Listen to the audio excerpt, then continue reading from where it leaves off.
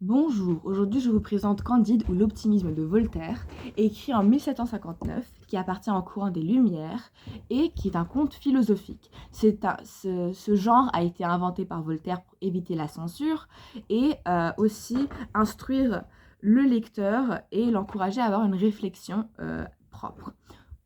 L'histoire la voici. Candide est un jeune bâtard de la sœur du baron et d'un père inconnu. Il vit à Tindertentronckh chez le baron. Il est amoureux de la fille du baron Cunégonde et il suit les cours de Pangloss, qui est un optimiste qui appartient au courant de l'optimisme de Leibniz, qui peut se résumer en une phrase tout va bien dans le meilleur des mondes possibles. Après avoir embrassé Cunégonde, il se fait mettre à la porte et il se fait enrôler dans l'armée bulgare où il assiste à une guerre qu'il nomme comme boucherie héroïque. Pardon. Il part en Hollande où il rencontre Jacques l'Anaboliste qui est son maître et son professeur, son maître, Pangloss, qui lui conte le désastre du château et lui dit que tout le monde est mort. Jacques emmène Candide et Pangloss à Lisbonne, mais il se noie au port. Candide voulant le sauver, Jacques l'en empêche et lui dit que ce port a été fait pour assister à la mort de Jacques. À Lisbonne, il y a un tremblement de terre et l'Inquisition décide de pendre Pangloss parce qu'il a parlé et de fouetter Candide parce qu'il a écouté. Candide se fait sauver par une vieille et rencontre Cunégonde qui est esclave de plaisir à son maître, un juif, et au grand inquisiteur. Candide les tue tous les deux. Avec la vieille, ils embarquent vers Paraguay. Et pendant le voyage, la vieille leur raconte son histoire. Elle fut autrefois une fille riche et belle, fille d'un pape, mais elle assista à la mort de sa mère et devint esclave, maintenant vieille et moche. Arrivée au Paraguay, Candide doit quitter parce qu'il se fait toujours chasser dû à ses meurtres et il quitte vers les Amériques pour faire une guerre contre les Jésuites avec Cacambo qui est son valet. Arrivé aux Amériques, il retrouve le frère de Cunégonde qui est donc le chef des Jésuites et lui partage ses intentions de mariage envers sa sœur. Le frère outré lui dit non et Candide le tue. Candide et Cacambo se font ensuite attrapés et emprisonnés par les Oréons, qui sont un groupe d'indigènes, mais grâce à Cacambo, ils réussissent à partir. Ils découvrent Eldorado, qui est une ville riche, qui est une société égale. Pourtant, ils la quittent avec de l'or et des moutons. Ils rencontrent un esclave qui leur dit, qui est mutilé, qui leur dit que lui-même est le prix pour que les Européens ont le sucre. Et c'est la première fois que Candide remet en question l'optimisme de Pangloss. Candide et Cacambo se séparent. Cacambo va chercher Cunégonde et ils se mettent d'accord de se retrouver à Venise. Vers Venise, Candide rencontre Martin qui est un pessimiste et ensemble ils vont à Venise où personne n'attend Candide. Tous les deux ils visitent Pococurante qui est un homme qui n'a jamais connu le malheur, mais il n'est pas vraiment heureux parce qu'il n'arrête pas de critiquer tout et n'importe quoi malgré le fait qu'il est riche. Il dîne ensuite avec 6 étrangers qui sont 6 rois qui furent 6 rois, mais maintenant détrônés. Et l'un d'eux est le maître de Cacambo qui lui dit, donc il dit à Candide, que Cunégonde est à Constantinople et elle est encore une fois esclave.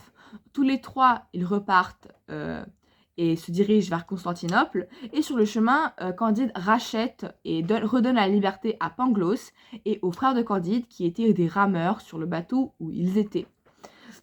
À Constantinople, Candide redemande Cunégonde en mariage. Le frère dit non, le frère se fait renvoyer et tous ensemble, ils vont habiter dans la maîtrerie que Jacques a achetée. Mais personne n'est vraiment heureux à part Jacques. Ils se plaignent tout le temps, ils ne sont pas contents de cette vie paisible qu'ils mènent.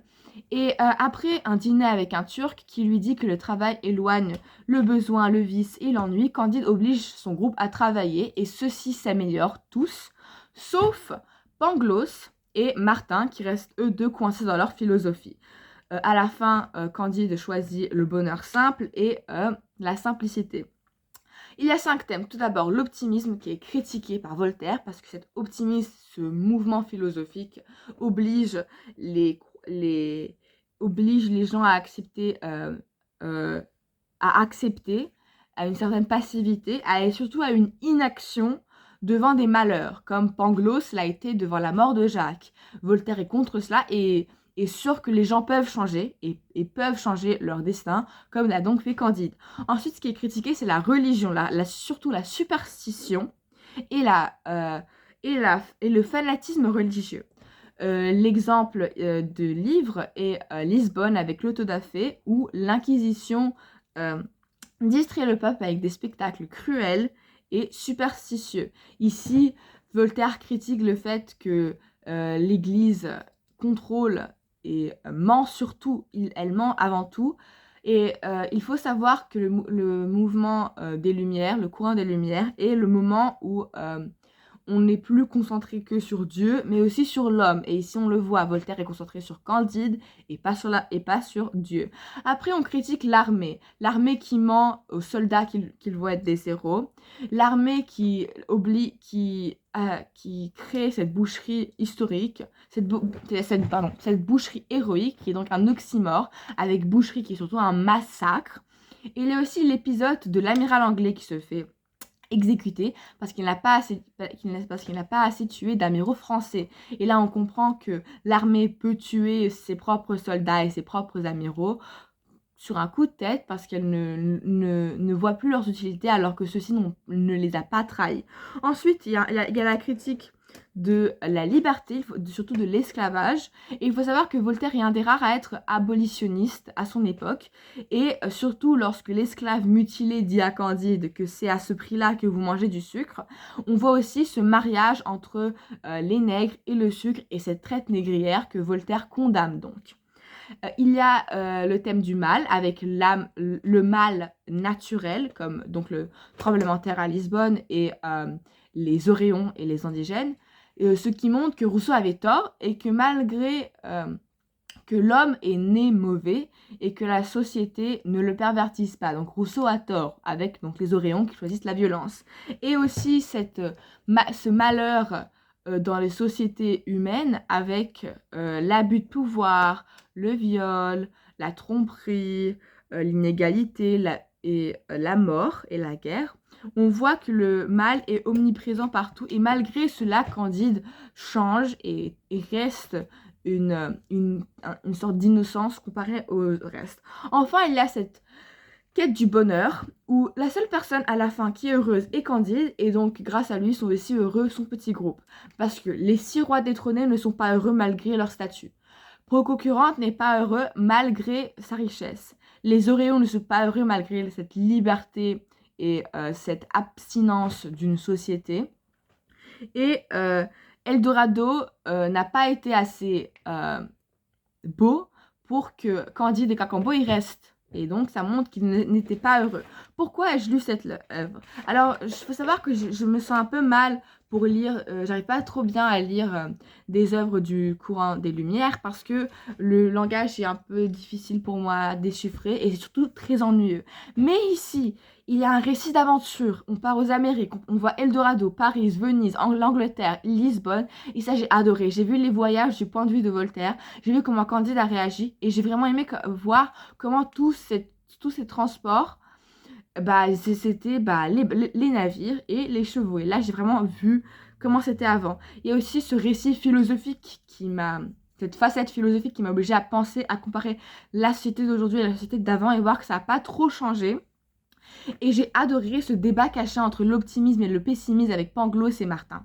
Dernièrement, il y a cette innocence de Candide que j'adore parce qu'il faut voir que Candide a été donc il a grandi avec cet optimisme et malgré toutes les horreurs qu'il a vues dans le monde actuel, il n'a pas changé, il n'est pas devenu mauvais. Oui, il a évolué, je ne dis pas ça, mais il est devenu un homme qui choisit la simplicité sur la richesse qui se voit. Et ça, j'ai vraiment aimé, ça m'a redonné l'espoir. Les questions pour approfondir cette œuvre sont: comment Voltaire nous amène à exercer notre esprit critique? Comment Voltaire crée 2 parallèles entre Pangloss et Martin, avec Pangloss et Martin, et comment Voltaire utilise Candide telle une lentille innocente pour du public. Et dernièrement, je vous conseille une œuvre qui est Jacques le Fataliste de Diderot, qui est aussi un récit d'aventure et ainsi un récit philosophique qui échange les places du maître et du serviteur. Merci.